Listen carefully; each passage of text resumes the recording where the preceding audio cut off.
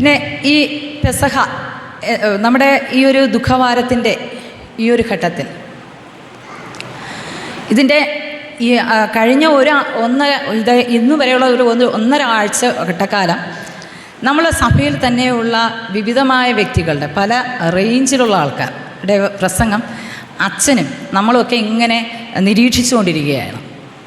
എങ്ങനെ ഓരോരുത്തരും എങ്ങനെയാണ് ഇതിൽ കുറച്ച് ഒരു 3-4 പ്രസംഗമൊക്കെ നമുക്കറിയാം, അവരൊന്നും പ്രശ്നമില്ല. മറ്റുള്ള എല്ലാം എങ്ങനെ എന്ന് വെച്ചാൽ ആദ്യമായിട്ട് കേൾക്കുകയാണ്, വളരെ പരിചയമില്ലാത്ത ആൾക്കാരാണ്. അപ്പോൾ അതുപോലെ തന്നെയാണ് ഞാനും. അപ്പോൾ ഇവിടെ എല്ലാം ചിന്തിക്കുകയാണ് ഏതായിരിക്കും എന്നുള്ളത്.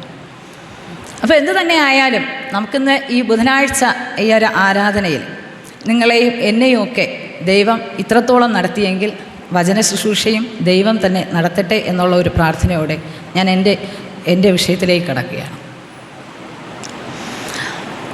നമ്മൾ മുമ്പ് കേട്ടിട്ടുള്ളത് ദുഃഖവാരമെന്നും ദുഃഖവെള്ളിയും എന്നൊക്കെ കേട്ടിട്ടുണ്ടെങ്കിൽ ഇപ്പോൾ നമ്മൾ കേൾക്കുന്നത് നല്ല വെള്ളി, വിശുദ്ധവാരം എന്നൊക്കെയാണ്. അതുപോലെ തന്നെയാണ് നമ്മൾ ബുധനാഴ്ചയും ഈ ബുധനാഴ്ച എന്ന് പറയുന്ന ഈ ഒരു ദിവസത്തെയും ഹോളി വെനസ്ഡേ എന്നും ഗ്രേറ്റ് വെനസ്ഡേ എന്നും സ്പൈ വെനസ്ഡേ എന്നുമൊക്കെ നമ്മൾ ചിന്തകർ പറഞ്ഞോ അല്ലെങ്കിൽ ഇംഗ്ലീഷിൽ നിന്നൊക്കെ ഇങ്ങോട്ട് വന്നോ നമ്മളിപ്പോൾ കേട്ടുകൊണ്ടിരിക്കുന്നുണ്ട്. ഇന്ന് നമ്മൾ ഞായറാഴ്ച മുതൽ നമ്മളിങ്ങനെ ഞായറാഴ്ച വിശുദ്ധി എന്ന വിഷയമായിരുന്നു. പക്ഷേ തിങ്കളാഴ്ച മുതൽ നമ്മൾ കേട്ടു തുടങ്ങിയത് യേശുക്രിസ്തുവിൻ്റെ ജീവിതത്തിൽ ഈ നാളുകളിൽ പെസഹാവേഴം വരെ അല്ലെങ്കിൽ ദുഃഖവെള്ളി അല്ലെങ്കിൽ ക്രൂശീകരണം വരെ നടന്ന സംഭവങ്ങളെ ഓരോ ദിവസവും വ്യാഖ്യാനിച്ചു കൊണ്ടായിരുന്നു. അത് ഓരോരുത്തരും അവരുടെ നിലയിൽ വ്യാഖ്യാനിച്ചുകൊണ്ട് നമ്മൾ കേട്ടുകൊണ്ടിരിക്കുകയാണ്. എങ്കിലും എല്ലാവർക്കും അറിയാം തിങ്കളാഴ്ച എന്ന് പറയുന്നത് എന്ത് നടന്നു എന്നും അത്തിയെ ശപിക്കുന്നു, ദേവാലയ ശുദ്ധീകരണം നടത്തുന്നതും തിങ്കളാഴ്ചയും, ചൊവ്വ ചോദ്യങ്ങളുടെ ദിവസമായിരുന്നു എന്നുള്ളതും നമ്മൾ മനസ്സിലാക്കി. ഇന്ന് നിങ്ങൾ വായിച്ചു കേട്ട വേദഭാഗം ഇതായിരുന്നു. മത്തായി 26 1 മുതൽ 16 വരെയുള്ള വേദഭാഗത്തിൽ അതിൽ ഉദ്ധരിച്ചിരിക്കുന്ന 2 സംഭവങ്ങളുണ്ട്. ആ 2 സംഭവം തന്നെയാണ് പ്രധാനമായിട്ടും യേശുക്രിസ്തുവിൻ്റെ ജീവിതത്തിൽ ബുധനാഴ്ച എന്ന് പറയുന്ന ആ ഒരു ദിവസം. അത് വേദപുസ്തക പണ്ഡിതന്മാരോ ആരോ ഒക്കെ ആയിരിക്കാം അങ്ങനെ ഓരോ ദിവസത്തെ അത് ക്രമീകരിച്ചിരിക്കുന്നത്. അല്ലെങ്കിൽ നമ്മൾ വ്യക്തമായിട്ട് സുവിശേഷങ്ങൾ വായിക്കുമ്പോൾ മാത്രമേ നമുക്കത് കൃത്യമായിട്ടും അറിയാൻ സാധിക്കുന്നുള്ളൂ. അപ്പോൾ ഞായറാഴ്ച എന്ന് പറയുന്ന പെസഹയുടെ ആ ഒരുക്ക നാളുകൾക്ക് ഉള്ള ആ ഞായറാഴ്ച മുതൽ യേശുക്രിസ്തു ബഥാനിയയിലായിരുന്നു എന്നുള്ളത് മത്തായി സുവിശേഷം വായിക്കുമ്പോൾ മനസ്സിലാക്കും. ഈ നാളുകളിൽ നമുക്ക് എല്ലാവരും സുവിശേഷങ്ങളെ നന്നായിട്ട് വായിക്കുന്നത് നന്നായിരിക്കും. കാര്യം ഈ ഒരു യേശുക്രിസ്തുവിൻ്റെ പ്രത്യേകിച്ച് ഈ ഒരു കാലഘട്ടത്തെ ഒന്നുകൂടെ നിങ്ങളുടെ മനസ്സിൽ ഉറപ്പിക്കാൻ നല്ലതായിരിക്കും എനിക്ക് തോന്നുന്നു. കാര്യം ഞാനത് വായിച്ചതുകൊണ്ട് എനിക്ക് തോന്നുന്നതാണ്. പലരും വായിക്കുന്നതായിരിക്കും, വായിച്ച് മനസ്സിലാക്കിയിട്ടുണ്ടായിരിക്കും. അങ്ങനെ അല്ലാത്തവരുടേതായിട്ട് ഞാൻ പറഞ്ഞ ഒരു ആലോചനയാണ്. അപ്പോൾ അങ്ങനെ ഞായറാഴ്ച മുതൽ യേശുക്രിസ്തു ആയിരുന്നു ബഥാനിയയിലായിരുന്നു എന്ന് പറയുന്നുണ്ട്. ഇനി നമ്മൾ ആ ബുധനാഴ്ച ദിവസത്തേക്ക് ഒന്ന് വരാം. അപ്പോൾ അവിടെ ആ വേദപുസ്തകത്തിൽ നമ്മൾ കണ്ട 2 സംഭവങ്ങൾ. ഒന്ന്, ഒരു സ്ത്രീ വെങ്കൽ ഭരണി ഒരു വില കൂടിയ ഒരു തൈലം കൊണ്ട് യേശുവിൻ്റെ കാൽ പൂശുന്നതും അതായിരുന്നു ഒരു സംഭവം. രണ്ടാമത്തെ സംഭവം എന്ന് പറയുന്നത് അതാണ് ഈ സ്പൈ വെനസ്ഡേ എന്ന് പറയുന്ന ആ ഘട്ടത്തിലേക്ക് പോകുന്ന ആ ഒരു പേരിലേക്ക് ഈ ഒരു ബുധനാഴ്ചയെ കൊണ്ടുപോകുന്നത് ആ ഒരു സംഭവമാണ്. കാരണം യൂദാസ് യേശുവിനെ ഒറ്റിക്കൊടുക്കാനായിട്ട് മഹാപുരോഹിതന്മാരോട് കൂടി ആലോചിക്കുന്ന ദിവസം. അപ്പോൾ നമുക്ക് ആദ്യത്തെ ആ സംഭവത്തിലേക്ക് നമുക്കൊന്ന് പോകാം. ആദ്യത്തെ സംഭവം നമ്മൾ കാണുമ്പോൾ ഇതിൻ്റെ തന്നെ ഇതുമായിട്ട് ബന്ധപ്പെട്ട 2 സുവിശേഷങ്ങളെ കൂടെ ഞാൻ നിങ്ങളുടെ മുന്നിൽ തരികയാണ്. ലൂക്കോസ് 7-ാം അധ്യായം 36 മുതൽ 50 വരെയും യോഹന്നാൻ 12-ാം അധ്യായം 1 മുതൽ 8 വരെയും. ഇത് ഇന്ന് കേട്ട മത്തായി 26-ന്റെ 1 മുതൽ 13 വരെയുള്ള വാക്യത്തെയും ലൂക്കോസ് 7-ന്റെ 36 മുതൽ 50 വരെയുള്ളതും യോഹന്നാൻ 12-ന്റെ 1 മുതൽ 8 വരെയുള്ള വാക്യങ്ങളും നമ്മൾ വായിക്കുമ്പോൾ അവിടെ ഈ മൂന്ന് സുവിശേഷങ്ങളിലും അവിടെയായിട്ട് ഇങ്ങനെ ചില കാര്യങ്ങൾ ചിതറിക്കിടക്കുന്നു. അതിനൊന്ന് നമ്മൾ ക്രോഡീകരിച്ച് പറയുകയാണെങ്കിൽ ഇങ്ങനെയാണ്. പരീശനും കുഷ്ഠരോഗിയുമായ ശീമോൻ്റെ വീട്ടിൽ യേശുവിനെ വിരുന്നിനായി ക്ഷണിക്കുന്നു. അവിടെ നമ്മൾ ലാസറിനെയും മാർത്തയെയും മറിയയെയും പാപിയായ സ്ത്രീ എന്ന് അവിടെ പറയുന്നത് മറിയയാണ്. പക്ഷേ സഹോദരങ്ങളെ സൂചിപ്പിക്കുന്ന ഇടത്ത് പാപിയായ സ്ത്രീ എന്നൊന്നും അവിടെ എടുത്ത് പറയുന്നില്ല. അവൾ തൈലം പൂശി എന്ന് മാത്രമേ പറയൂ.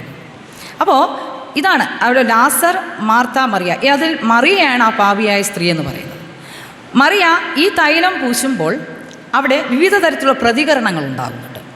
ഈ പ്രതികരണങ്ങളെന്ന് പറയുന്നത് ഒന്നവിടെ മത്തായി സുവിശേഷം നമ്മുടെ ശിഷ്യന്മാരെന്ന് പറഞ്ഞേ കാണുന്നുള്ളൂ, ആരെന്ന് വ്യക്തമാകുന്നില്ല. ഇത് വെറുതെ അല്ലേ ഈ വെറും ചിലവെന്ത് എന്ന് ചോദിച്ചുകൊണ്ട് അവൾ ചെയ്ത പ്രവൃത്തിയെ നിസാരവൽക്കരിക്കുന്നത് കാണുന്നുണ്ട്. ഇത് ദരിദ്രർ കൊടുത്തുകൂടെ എന്നൊക്കെ ചോദിക്കുന്നു.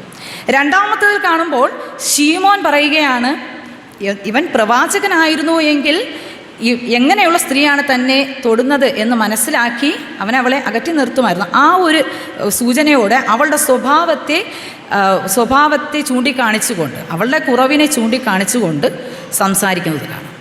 ഇനി മൂന്നാമത്തെ നമ്മുടെ യോഹന്നാൻ എഴുതിയ സുവിശേഷത്തെ നോക്കുമ്പോഴേക്കും അവിടെ യൂദാസിനെ തന്നെ കൃത്യമായിട്ട് എടുത്ത് പറയുന്നുണ്ട്. ഇതെന്തിനെ 300 വെള്ളിക്കാശിന് വിറ്റ് അത് ദരിദ്രർക്ക് കൊടുത്തുകൂടെ? പക്ഷേ വീണ്ടും അവിടെ പറയുന്നുണ്ട്, അവനത് നല്ലവനായതുകൊണ്ട് ചിന്തിച്ചതല്ല, അവൻ ഈ വരുന്ന പണമൊക്കെ ഇവൻ കൈയിട്ട് എടുക്കാറുണ്ട്, ആ ചിന്ത കൊണ്ട് അവൻ ചെയ്തു എന്നുള്ളത്. ഇത് ഞാൻ വേദപുസ്തകമായ ഭാഷ്യത്തിലല്ല, ഞാൻ അല്ലാതെയുള്ള ഭാഷ്യത്തിൽ പറയുകയാണ്.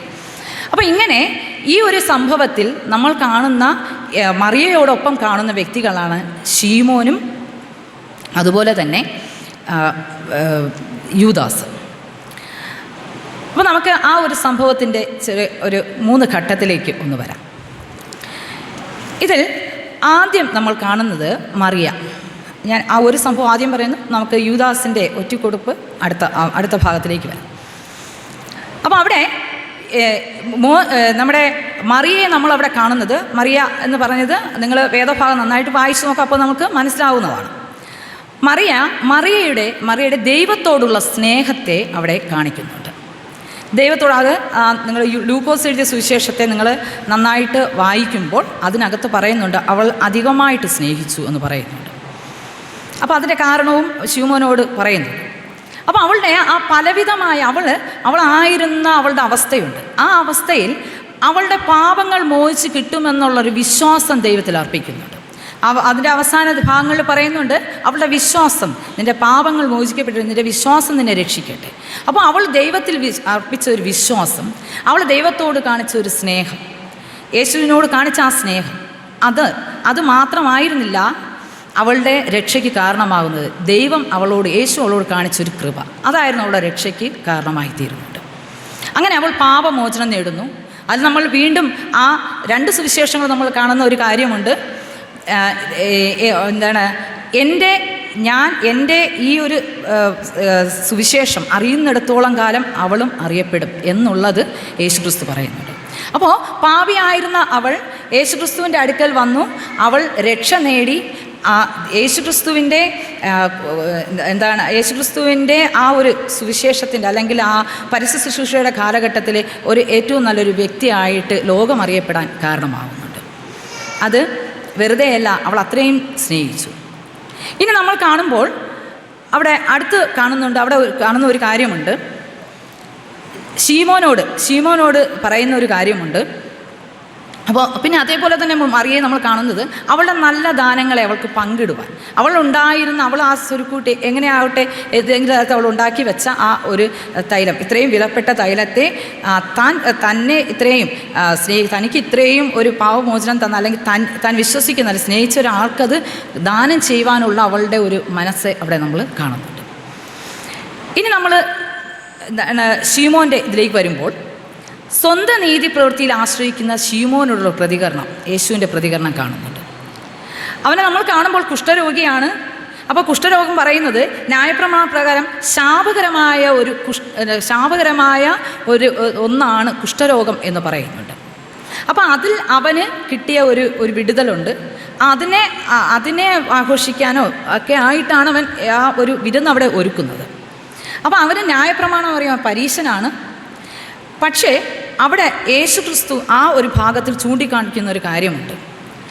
ഞാൻ നിൻ്റെ വീട്ടിൽ വന്ന നേരം മുതൽ അല്ലേ. അപ്പോൾ യേശുക്രിസ്തുവിനെ മറിയയെയും നിസ്സാരമായിട്ട് രണ്ടുപേരെയും കാണുന്ന ഒരു പ്രവൃത്തി അവിടെ നമ്മൾ കാണുന്നുണ്ട്.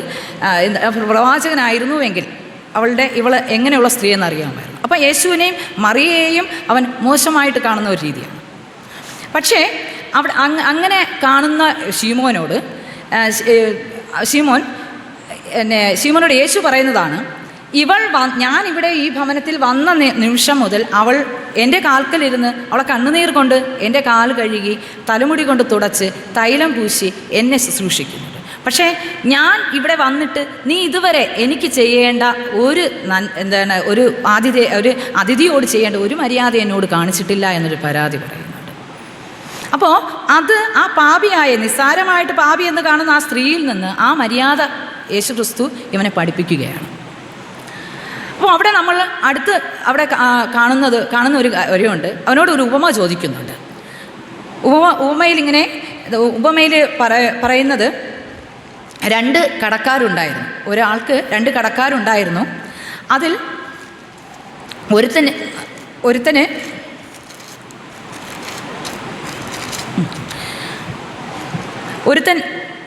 500 വെള്ളിക്കാശും മറ്റവൻ 50 വെള്ളിക്കാശും കൊടുക്കാനുണ്ട്. അപ്പോൾ ആ കടം കൊടുത്ത ആൾ 2 പേർക്ക് ഇളച്ചു കൊടുക്കുകയാണ്. ഇളച്ചു കൊടുക്കുമ്പോൾ ആര് അവനെ അധികം സ്നേഹിക്കും? ആരായിരിക്കും അവനോട് കൂടുതൽ സ്നേഹിക്കുന്നത്? അപ്പോൾ ശീമോൻ തന്നെ പറയുന്നുണ്ട്, അധികം ഇളച്ചു കിട്ടിയവൻ അധികം സ്നേഹിക്കും. അപ്പോൾ അധികമായപ്പം അവിടെ മറിയ എന്ന് പറയുന്ന വ്യക്തിക്ക് അവളുടെ ജീവിതത്തിൽ അതുവരെ ഉണ്ടായിരുന്ന അവളുടെ പാപങ്ങളെയൊക്കെ കൂടുതലായിട്ട് മോചിപ്പിച്ചു കൊടുത്തു. അവൾ അതുകൊണ്ട് അധികം സ്നേഹിക്കുന്നു. അപ്പോൾ നിന്നെ സംബന്ധിച്ച് നിനക്കെന്താണ്? നീ എന്താണ് ചിന്തിക്കുന്നത്? ഞാൻ നല്ലവനാണ്, നീതിമാനാണെന്ന് അവൻ സ്വയം ഒന്നും അങ്ങനെ അല്ലെങ്കിൽ പോലും അങ്ങനെ ചിന്തിക്കുന്നൊരവസ്ഥ. നമ്മുടെ ജീവിതങ്ങളിലും നമ്മൾ ചില സമയങ്ങളിൽ നമ്മൾ അങ്ങനെയാണ്. മറ്റുള്ളവരുടെ എങ്ങനെ കുറ്റങ്ങൾ കാണുക, മറ്റുള്ളവരെ എങ്ങനെ അവരിൽ കുറ്റമുണ്ട്, ഞാൻ നല്ലവനാണ് എന്ന് ചിന്തിക്കുന്ന ചില സന്ദർഭങ്ങൾ. അതുപോലെ തന്നെ യേശു അടുത്തിരിക്കുമ്പോഴും യേശു നമ്മോട് കൂടെ ഉള്ളപ്പോഴും യേശുവിന് കൊടുക്കേണ്ട വില കൊടുക്കാതെ കർത്താവിനോട്, ദൈവത്തിൻ്റെ വചനങ്ങളോടോ പ്രാർത്ഥനയോടോ ഒക്കെ മറുതലിച്ച് നിൽക്കുന്നവർ, പുറമേ ക്രിസ്ത്യാനികളായിട്ട് നമ്മൾ പോകുന്ന ചില രംഗങ്ങളുണ്ട്. അതെല്ലാം യേശുക്രിസ്തു ഇതിലൂടെ നമ്മളെ ഒന്ന് ഓർപ്പിക്കുകയാണ്. നമ്മുടെ മനുഷ്യ ജീവിതത്തിൽ ഇങ്ങനെ ഞാൻ നിന്നോട് കൂടെ ഉണ്ട് എന്ന് പറഞ്ഞിട്ടും നീ ചില സമയങ്ങളിൽ എനിക്ക് തരേണ്ട ചില അംഗീകാരങ്ങൾ നീ എനിക്ക് തരുന്നില്ല എന്നുള്ളൊരു പരാതി കൂടെ നമ്മളോട് യേശുക്രിസ്തു പറയുകയാണ്. ഇനി നമ്മൾ അടുത്ത് കാണുന്ന വ്യക്തിയാണ് നമ്മുടെ യൂദ പറയുന്നത് ദ്രവ്യാഗ്രഹിയായ യൂദയോടുള്ള ക്രിസ്തുവിൻ്റെ പ്രതികരണമായിരുന്നു. അവിടെ നമ്മൾ കാണുന്നത് ക്രിസ്തുവിൻ്റെ 12 ശിഷ്യന്മാരോടുകൂടെ യേശുക്രിസ്തു കൊണ്ടു നടന്ന ഒരു വ്യക്തിയാണ്. അവനെ വിളിച്ചപ്പോഴേ യേശു മനസ്സിലാക്കിയിരിക്കാം ഇങ്ങനെയുള്ള വ്യക്തിയാണ് എന്ന് അറിയാമായിരിക്കാം. എങ്കിലും അവനെ കൂടെ കൊണ്ടു നടന്ന് സുവിശേഷ വേലയ്ക്കായിട്ടൊക്കെ 12 ശിഷ്യന്മാരെ അയച്ച കൂട്ടത്തും ഒക്കെ പോയ വ്യക്തിയായിരിക്കാം. പക്ഷേ അങ്ങനെ അവനെ അയച്ചുവെങ്കിൽ പോലും യൂദയെ സംബന്ധിച്ച് അവന് പണം കൈകാര്യം ചെയ്ത ആ ഒരു സംഘത്തിൻ്റെ പണം ഇടപാടുകളെല്ലാം ചെയ്തിരുന്നതും യൂദയാണെന്ന് പറയുന്നുണ്ട്. അവൻ പക്ഷേ തന്നോട് കൂടെ ഉണ്ടായിരുന്ന യേശുക്രിസ്തുവിൻ്റെ മഹത്വത്തെയല്ല അവൻ കണ്ടത് ആ കിട്ടാൻ പോകുന്ന അതിൽ കാണുന്ന ഒരു 300 വെള്ളിക്കാശ്. 30 വെള്ളിക്കാശിന് നാഥനെ ഒറ്റ കൊടുക്കുന്നതിന് 300 വെള്ളിക്കാശെന്ന് പറയുന്നത് ഭയങ്കര വലിയൊരു കാര്യം തന്നെയാണ്. അപ്പോൾ അതുകൊണ്ട് നമുക്ക് അവൻ ആ നിസ്സാരമായിട്ട് അത്രയും മഹത്വമായ ദൈവപുത്രനെ തന്നെ കൂടെ കൊണ്ട് നടന്ന ഗുരുവിനെ ഒറ്റിക്കൊടുക്കാനായിട്ട് നിസ്സാരമായിട്ട് ആ ഒരു അതിൽ അങ്ങനെ കാണിക്കുന്ന ആ ഒരു മനുഷ്യനെ സംബന്ധിച്ച് അവൻ അവിടെ ലാഭനഷ്ടങ്ങളെ ആ പരിമള തൈലത്തിൻ്റെ വിലയോടുപോലും യേശുവിനെ കാണുന്നില്ല എന്നുള്ളതാണ്. അതിനുമായിട്ട് തട്ടിച്ചവൻ ലാഭനഷ്ടങ്ങളെ നോക്കുന്ന ഒരു യൂദയെ കാണുന്നുണ്ട്. അവനെങ്ങനെ അവൻ്റെ മടിശീല എങ്ങനെ വർദ്ധിപ്പിക്കാം, അതിലെങ്ങനെ കുറച്ചുകൂടെ പണം ഉണ്ടാക്കാം എന്നുള്ളൊരു ചിന്തയല്ലാതെ ക്രിസ്തുവിൻ്റെ കൂടെ നടന്നിട്ടും അവനത് മനസ്സിലാക്കുന്നില്ല. അപ്പം നമുക്കും ഇങ്ങനെ ചില അനുഭവങ്ങളുണ്ട്. നമ്മൾ ദൈവത്തെ, നമ്മളെ ഇത്രയും നടത്തുന്ന ദൈവത്തെ മനസ്സിലാക്കാതെ നമുക്ക് ചുറ്റുമുള്ളവർക്കും നമുക്കും ദോഷകരമാവുന്ന രീതിയിൽ, അല്ലെങ്കിൽ ചില ലാഭനഷ്ടങ്ങളെ നോക്കിക്കൊണ്ട് യേശുവിന് അടുത്തിലേക്ക് വരുന്ന ചില സന്ദർഭങ്ങൾ നമ്മുടെ ജീവിതത്തിലുമൊക്കെ കാണും. എന്ത് കിട്ടും എന്ന് നമ്മൾ യേശുക്രിസ്തുവിന് അടുത്ത് ചെന്നാൽ എന്ത് കിട്ടും എന്ന് നോക്കുന്ന ചില സന്ദർഭങ്ങളെങ്കിലൊക്കെ നമ്മുടെ ജീവിതത്തിൽ ഉണ്ടായിരിക്കാം. അപ്പോൾ അങ്ങനെയുള്ള ഒരു ലാഭനഷ്ട ദ്രവ്യാഗ്രഹിയായ യൂദാസിലൂടെ യേശുക്രിസ്തു കാണിക്കുന്നുണ്ട്. ഇനി നമ്മൾ രണ്ടാമത്തെ സംഭവമാണ് കാണുന്നത്. ബുധനാഴ്ചയെ സ്പൈ വെനസ്ഡേ എന്ന് പറയാനായിട്ട് എന്ന് വിളിക്കുന്ന ആ ഒരു ഇതെന്ന് പറയുന്നത് മത്തായി 26:14 മുതൽ 16 വരെയും മർക്കോസ് 14:10-11 വാക്യങ്ങളിൽ നമ്മൾ കാണുന്നത് യേശുക്രിസ്തുവിനെ ഒറ്റിക്കൊടുക്കാനായിട്ട് മഹാപുരോഹിതന്മാരായി കൂടി ആലോചിക്കുന്ന യൂദയെ നമ്മൾ അവിടെ കാണുന്നുണ്ട്. അപ്പോൾ നമ്മൾ അതേപോലെ തന്നെ യോഹന്നാൻ എഴുതിയ സുവിശേഷം ആ ഒരു രംഗമൊക്കെ യേശു പറയുന്നുണ്ട്. പക്ഷേ യോഹന്നാൻ എഴുതിയ സുവിശേഷത്തിൽ 13:21 നമ്മളവിടെ കാണുന്ന ഒരു രംഗമുണ്ട്. ഇത് പറയുന്നുണ്ട്, തൻ്റെ ഉള്ളം കലങ്ങി. ഇത് പറഞ്ഞിട്ട് യേശു ഉള്ളം കലങ്ങി, ആമേൻ ആമേൻ ഞാൻ നിങ്ങളോട് പറയുന്നു, നിങ്ങൾ ഒരുത്തൻ എന്നെ കാണിച്ചു കൊടുക്കും എന്ന് സാക്ഷീകരിച്ചു പറഞ്ഞു. അപ്പോൾ കൂടെ നടന്ന ആ മനുഷ്യൻ തന്നെ ഒറ്റിക്കൊടുക്കുന്നു എന്ന് പറയുന്ന ആ ഒരു ദുഃഖം നമ്മുടെ ജീവിതത്തിലും നമ്മൾ ചില സമയങ്ങളിലൊക്കെ എങ്ങനെയാണ് ദൈവത്തോട് കാണിക്കേണ്ട വിശ്വസ്തതയോ ഒക്കെ മറന്നുകൊണ്ടോ നമ്മുടെ മാനുഷിക ബന്ധങ്ങളിൽ നമ്മുടെ കുടുംബത്തോട്, നമ്മുടെ മക്കളോട്, മാതാപിതാക്കളോട്, നമ്മുടെ സ്നേഹിതരോടൊക്കെ കാണിക്കേണ്ട ബന്ധങ്ങൾ മറന്നുകൊണ്ട് അവരെ ഒറ്റിക്കൊടുക്കുന്ന തരത്തിൽ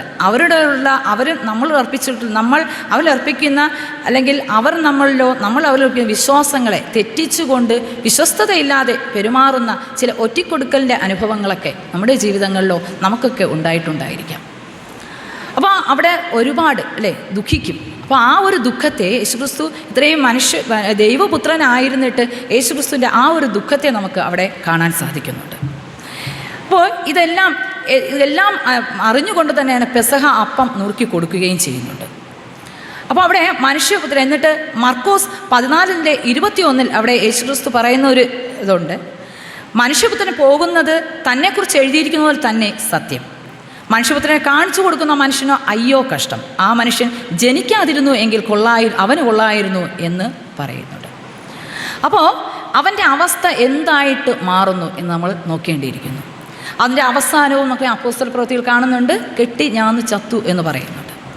അപ്പോൾ നമ്മുടെ ജീവിതത്തിൽ നമ്മൾ ചിന്തിക്കേണ്ടുന്ന ഒരു കാര്യമുണ്ട്, യേശുവിനെയും നമുക്ക് പ്രിയപ്പെട്ടവരെയും നമ്മൾ ഒറ്റിക്കൊടുക്കുന്ന ചില സന്ദർഭങ്ങൾ, അല്ലെങ്കിൽ നമ്മുടെ ജീവിതങ്ങളിൽ നമ്മൾ വിശ്വസ്തതയില്ലാതെ പെരുമാറുന്ന, നമ്മളോടൊപ്പമുള്ളവനോട് വിശ്വസ്തതയില്ലാതെ പെരുമാറുമ്പോൾ നമ്മുടെ വ്യക്തി ജീവിതത്തെയും സാമൂഹ്യ ജീവിതത്തെയും ഇല്ലാതാക്കി കളയുന്ന അല്ലെങ്കിൽ നശിപ്പിച്ച് കളയുന്ന ഒരു അവസ്ഥയിലേക്ക് നമ്മൾ തന്നെ അതിനെ കൊണ്ടെത്തിക്കുന്നുണ്ട്.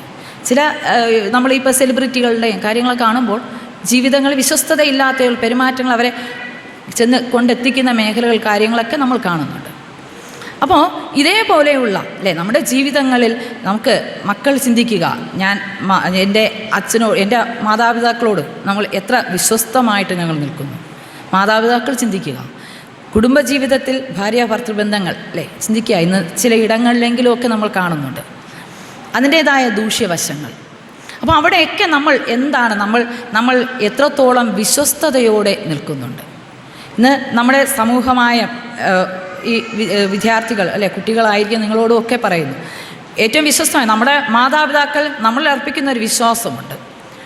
എൻ്റെ കുഞ്ഞ് പോയാൽ നല്ലതാണ്, പോയാൽ നല്ല രീതിയിൽ തന്നെ തിരിച്ചു വരും, എനിക്ക് വിശ്വാസമാണ് എന്നാണ്. ആ ഒരു വിശ്വാസത്തെ വിശ്വസ്തയോടെ അത് തിരികെ നൽകാനുള്ള ഒരു കടമയും മക്കൾക്കുണ്ട്. അതേപോലെ തന്നെ മക്കളോടുള്ള നമ്മുടെ സമീപനങ്ങൾ, നമ്മുടെ കടമകളിലൊക്കെ നമ്മൾ വിശ്വസ്തയോടെ നിൽക്കുക. അത് നമ്മുടെ ഏതൊരു ബന്ധം, മാനുഷികമായ ഏതൊരു ബന്ധത്തിലും ദൈവത്തോടുള്ള ബന്ധത്തിലും നമുക്ക് ഏറ്റവും വിശ്വസ്തയോടെ പെരുമാറുവാൻ ദൈവം നമ്മളെ അനുഗ്രഹിക്കട്ടെ. അപ്പോൾ ഇന്ന് നമ്മൾ ചിന്തിച്ച ഈ രണ്ട് സംഭവങ്ങളിലും നമ്മൾ കാണുന്ന രണ്ട് വ്യക്തികൾ, മറിയയും യൂദ, ഇവരെ നമ്മൾ നോക്കുമ്പോൾ ഈ രണ്ട് വ്യക്തിത്വങ്ങളെയും നമ്മൾ നോക്കുമ്പോൾ, മറിയ എന്ന് പറയുന്ന വ്യക്തിത്വം പാപിയായിരിക്കുമ്പോൾ യേശുവിൻ്റെ അടുക്കലേക്ക് വന്നിട്ട് പാപമോചനം നേടി. അവൾ ഒരുപാട് യേശുവിനെ സ്നേഹിച്ച് പാപമോചനം നേടി ദൈവത്തിനും മനുഷ്യർക്കും സൗരഭ്യമുള്ള ഒരു ജീവിതത്തെ അവൾക്ക് ദൈവം നൽകുന്നു. യേശുക്രിസ്തു വരെ അവളെക്കുറിച്ച് സാക്ഷീകരിക്കുകയാണ്. അങ്ങനെയുള്ള ഒരു ജീവിതത്തെ യേശുക്രിസ്തുവിൽ നിന്നൊരു സാക്ഷ്യം ലഭിക്കുന്ന ഒരു മകളായിട്ട് അവൾ മാറുന്നുണ്ട്. അതേസമയം നമ്മൾ യൂദയെ കാണുമ്പോൾ യേശുക്രിസ്തുവിൻ്റെ കൂടെ നടന്നിട്ട് ലോകത്തിലെ നിസ്സാരമായ കാര്യങ്ങൾക്കായിട്ട് യേശുക്രിസ്തുവിനെ പാപത്തിലേക്ക് പോവുകയും യേശുക്രിസ്തുവിനെ വിലയില്ലാത്തവനായി കാണുന്ന ഒരവസ്ഥയിലേക്ക് പാപത്തിലേക്ക് പോയി അവൻ സ്വയം നശിച്ച് ഇല്ലാതാകുന്നതായിട്ടും കാണുന്നുണ്ട്. രണ്ട് വ്യക്തികളും രണ്ട് ധ്രുവത്തിലാണ്. ഒരാൾ പാപത്തിലിരുന്ന് യേശുക്രിസ്തുവിന് അടുത്ത് വന്നു, ഒരാൾ യേശുവിൻ്റെ കൂടെ നടന്നിട്ട് പാപത്തിലേക്ക് പോയി നശിച്ചു. അപ്പോൾ നമ്മൾ ഒന്ന് ഈ കാലഘട്ടങ്ങളിൽ നമ്മളെ ജീവിതത്തെ നമ്മൾ ഒന്ന് ചിന്തിക്കുക. യൂദയെപ്പോലെ ക്രിസ്തുവിൻ്റെ സ്നേഹത്തെ നിസ്സാരമായി കണ്ടിട്ട് കാണുകയും മറിയയെപ്പോലെ ക്രിസ്തുവിനെ സ്നേഹിച്ച് നമുക്കും ചുറ്റുമുള്ളവർക്കും സൗരഭ്യമുള്ള ഒരു ജീവിതം നയിക്കുവാൻ ദൈവം നമ്മെ സഹായിക്കട്ടെ എന്ന് പ്രാർത്ഥിക്കുന്നു. അതോടൊപ്പം ഇനി നാളെയുള്ള ദിവസം തിരുവത്താഴ് നമ്മൾ ഏറ്റവും അധികം ദൈവത്തോട് സമർപ്പിച്ച് നമുക്ക് തരുന്ന അപ്പം വീഞ്ഞ് എന്ന് പറയുന്നത് ദൈവത്തിൻ്റെ സ്നേഹമാണെന്ന് നമുക്ക് ഉൾക്കൊണ്ടുകൊണ്ട് അതിനായിട്ട് ഒരുങ്ങി പ്രാർത്ഥനയോടുകൂടെ ദൈവത്തിങ്കിലേക്ക് ഈ സഭയിലേക്ക് വന്നു കയറുവാൻ ദൈവം നമ്മെ എല്ലാവരെയും ഈ ധ്യാനങ്ങളിലൂടെ സഹായിക്കട്ടെ എന്ന് പ്രാർത്ഥനയോടെ എൻ്റെ കർത്തവ്യത്തിൽ വിജയിക്കും. ദൈവം നമ്മെ എല്ലാവരെയും സമൃദ്ധിയായി അനുഗ്രഹിക്കുമാറാകട്ടെ. ആമേൻ.